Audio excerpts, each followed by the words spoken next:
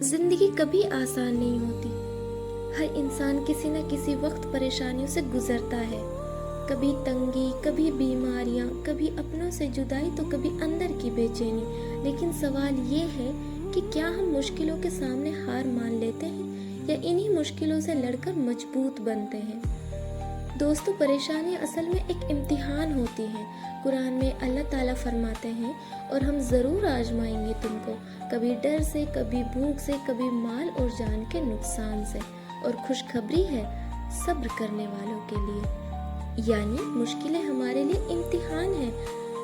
اگر ہم صبر کرتے ہیں تو یہ پریشانی ہماری زندگی کو سنوار دیتی ہیں. لیکن اگر ہم غم میں ڈوب جاتے ہیں، شکوہ کرتے ہیں، تو یہ پریشانیاں ہمیں توڑ بھی سکتی ہیں. سوچئے ذرا، اگر زندگی میں کبھی درد ہی نہ ہوتا تو خوشیوں کا اصلی مطلب کون سمجھتا؟ اگر اندھیرا نہ ہوتا تو روشنی کی قیمت کون جانتا؟ پریشانیاں ہمیں رکنے اور سوچنے پر مجبور کرتی ہیں کہ ہم کہاں ہیں، ہمیں کہاں جانا ہے اور ہمارا رب ہمیں کس طرف بلا رہا ہے. یہ پریشانیاں ہمیں اللہ کے قریب لے آتی ہیں. ہر آنسو ایک نئی دعا بن جاتا ہے. ہر غم ہمیں سکھاتا ہے کہ دنیا فانی ہے اور اصلی سہارا صرف اللہ ہے.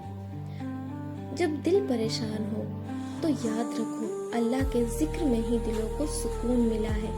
پریشانیوں میں صبر کرنے والوں کے لیے جنت کی خوشخبری ہے. حضرت علی رضی اللہ کا قول ہے، صبر دو قسم کا ہے.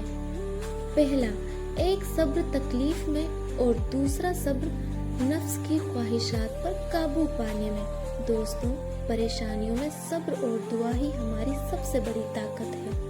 دوستو، یاد رکھو، پریشانیاں ہمیں توڑنے نہیں آتی بلکہ ہمیں بناتی ہیں.